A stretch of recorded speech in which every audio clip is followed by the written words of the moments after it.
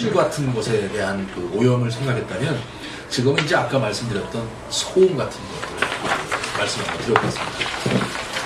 근데 여러분들 그런 경험을 가지고 계신지 모르겠지만 지하철이나 버스를 타게 되면 요새 이제 그걸 많이 쓰잖아요. 헤드셋을 많이 쓰고 옆에서 들으면 저는 별로 듣고 싶지 않은 뭐 이런 소리를 하는데 자기 혼자만 듣고 자기 혼자만 흥을 즐길 수 있다면 얼마나 좋겠습니까만 저는 거기 헤드셋을 통해서 흘려나오는 들리는 노래는 거의 뭐 100이면 100 저 취향하고는 안 맞는 얘기입니다. 그러면서도 열심히 흔들고 가는데 본인한테는 즐겁지만 그 음악을 듣는 저희들한테는 고통이지요, 사실. 네, 그리고 이제 또 이런 핸드폰 같은 것도 소리로 해놨을 때 듣게 되는 그런 음악이나 여러 가지 컬러링은 있겠지만 또 우리가 별로 듣고 싶지 않은 그런 컬러링 같은 것도 있잖아요, 그죠? 네, 그런 것들이 내가 반해서 그런 소리를 듣게 되면 굉장히 저한테 엔돌핀을 솟게 하고 에너지를 주지만 전혀 내가 듣고 싶지 않은 그런 소리라면 그건 바로 이제 소음이 되는 겁니다. 우리나라는 제가 아파트에 살아보진 않아서요.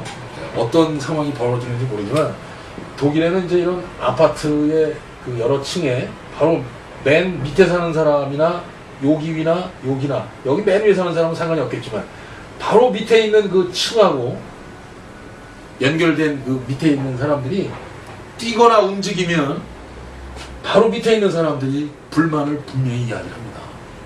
쿵쾅거리거나. 근데 어른들만 있다면 문제가 없지만 자라나는 아이들이 아무래도 뛰지 않겠습니까? 4살, 5살 어린애들은. 근데 6살만 지나가면 달라져요. 6살만 지나가면 달라진다. 왜냐면 걔네들 유치원에서 배우기 때문에 뭔가를 해야 되고 뭔가를 하지 않는다는 건 유치원에서 분명히 배워요. 근데 그 밑에 있는 애들이 뛰어다닐 때 여기 밑에 있는 사람들이 이런 대걸레 자루 같은 걸로 여기를 쿵쾅거리거든요. 네? 근데 우리나라도 아마 그렇죠, 요즘. 막 뛰어다니면 뒤에서 밑에. 요즘 절대 안 그렇죠. 안 그렇습니까? 옛날 얘기입니까? 근데 이런 소리들이 우리에게 제공해주는 이런 소음들, 또 밖에서 일어나는 여러 가지들, 이런 것들은 우리가 듣고 싶어서 일어나는 것들은 아니잖아요. 그러니까 우리의 의지와는 관계없이 일어나는 일들이 너무 많다는 거예요.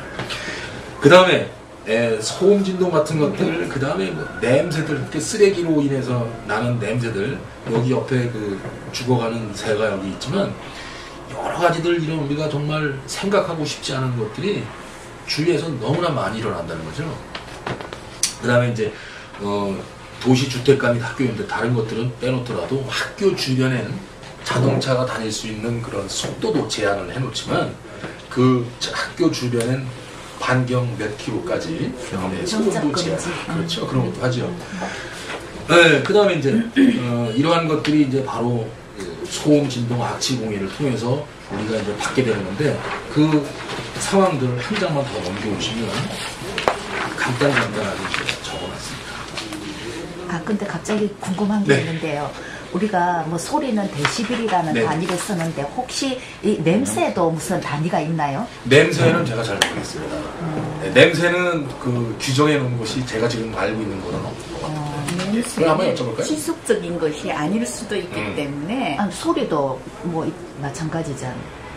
현재 그래서 뭐 기계가 뭐 그러니까 콘크리트를 뚫는다면 그 순간에 그 소음처럼 그 냄새도 상황은 만들 수가 있어요. 냄새도 예를 들어서 뭐 타는 냄새 뭐 이런 경우에 그게 무슨 측정하는 단위가 있는지 결국에는 그걸 요즘 보면은 공기청정기에 보시면은 그 공기청정기에는 뭐 그냥 가스 같은 게 유해 가스가 있을 때 이제 작동이 되도록 요즘은 그러니까, 나오니까 그것도 그거는 뭐 센서가 있으니까 네, 센서가 있어요. 특정한 어떤 가스에만 뭐, 작용할 수 있는, 작동할 수 있는. 그건 아직 잘. 예, 냄새에 대한 규제 상황은 제가. 근데 저 수치로 나타나는 거는 봤어요. 어디에요? 저기 TV에 연예 프로 같은데 보면. 그거는 뭐 질소나 예를 들어서. 입냄새가 많이 어느 정도 나는지. 측정하는 게 있어요. 네, 구강 그 청결 상태를 그 입냄 구치가 어느 정도 있는지 없는지를 측정하는 게 있는데. 구체적인 수치까지는 단위는 제가 모르겠습니다. 그래서 냄새에 관한 뭔가 규제나 단위나 이런 것들은 쉽지 않을 것 같아요. 들어보지 않아요. 왜냐하면 그게 냄새가 또 휘발성도 있잖아요. 어느 한 곳에서 계속 나는 것 같은 경우는 모르지만 날아갈 수 있다고 생각을 하기 때문에 어쨌든 냄새에 관한 건 제가 들어보죠. 알겠습니다. 예. 그러면서 이제 우리가 이렇게 이제 오염을 아니면 진동을 또 소음을 접하게 되면 여러 가지가 있는데 그러한 효과들은 대개 이제 신체적인 효과가 이제 있죠. 우리가 이야기하는 것 중에 신경이 뭐 날카로워진다든가 예를 들면 그 다음에 이제 소리가 굉장히 큰 것들에 계속 노출되어 있으면 난청이 들리잖아요. 그 뭐 이명 소리도 이명 현상도 있고 그 다음에 동맥경화도 일어난답니다. 저는 이제 이 소리를 들으면서 왜 동맥경화가 일어날까? 근데 이제 신경을 쓰고 스트레스를 받다 보면 그런 면에서 이제 혈압이 올라간대요. 굉장히 혈압이 올라가면서 이제 보통 사람들한테는 그런 얘기가 해당이 되는지 모르겠지만 동맥경화가 이제 말하자면 그 혈관에 그런 영향을 주는 그런 영향을 받는 사람도 있답니다. 유산이나 불임의 원인도 된다고 그랬어요. 그렇죠. 예. 그러니까 여기는 이제 다 써놓은 건 아니고요. 몇 가지 우리가 써놓지 않은 것들도 또한 다른 증세가 있겠죠. 심리불안은 우리가 늘 들어왔던 얘기입니다. 그 다음에 물적 피해라든가 이런 지식 같은 것들.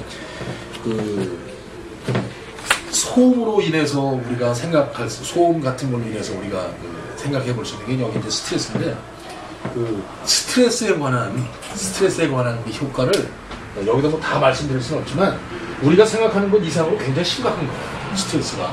왜냐하면 암 걸린 사람들을 예를 들어보면 스트레스를 받는 사람이 암 걸린다라고 하는 이야기하고 암 걸린 사람이 스트레스를 받았다라고 내내 그 얘기가 그 얘기인데 암 걸린 사람들은 대개 90% 이상이 스트레스와 연관이 많다고. 그러니까 스트레스를 받으면 다 암에 걸린다 이건 안 맞는 얘기지만 암에 걸린 사람들은 대개는 스트레스와 연관이 있다고 그래요. 그러니까 자기가 해야 되는데 못한다거나 아니면 안 해야 되는데 한다든가 그런 걸로 인해서 옛날에 말하면 우화병이죠. 화병, 우화증 그런 것들이 아마 요즘에 스트레스와 연관져서 설명할 수 있는 부분 같아요. 굉장히 무섭답니다. 그런 스트레스들이. 예. 그 다음에 이제 말씀드렸던 것처럼 그런 것들만 있는 것이 아니고 우리가 음식 쓰레기라든가 여러 가지 그 폐기물로 인해서 또한 오염되는 현상이 바로 이제 토양 오염인데요. 가정에서 나오는 그러한 음식물 쓰레기 말고도 폐기물 같은 것들, 그 다음에 여기는 이제 핵 폐기물과 산업 폐기물 있고, 그 다음에 농약이라든가 화학 비료 같은 것들, 이런 것들이 토양을 오염시키는데 다음 주나 다다음 주쯤에 말씀을 드릴 텐데요. 산성비하고 그 다음에 농약에 관해서는 아까 말씀을 드렸고요. 산성비에 대해서 다음 주인가 말씀을 드릴게요. 굉장히 심각한 것 중에 하나가 바로 여기 나와 있는 핵폐기물인데요. 지금 우리나라에서는 얼마 전에 뉴스를 통해서 이제 다 알려졌지만 그 아랍에미레이트의 원전을 우리가 이제 수출을 했잖아요. 근데 독일 쪽에서는 원전을 지금 더 이상 건설을 안 하고 있습니다. 그 체르노빌 사건 때문에라도 그렇지만 원전을 건설하지 말자고 이야기하는 사람들 중에 큰 부류는 바로 이 핵폐기물 때문에 그래요. 핵이 사용될 때는 좋은데 원자로 같은 것도 사용할 때는 문제가 없다면 좋다. 공해도 없고 그 효율도 좋고 예 좋은데 쓰고 났을 때 그 쓰레기를 어떻게 처리를 할 것이냐에 대한 답은 없습니다. 아직. 그리고 님비 현상처럼 이러한 좋지 않은 것들을 자기 집, 자기네 나라, 자기 주변에 묻으라고 하겠습니까?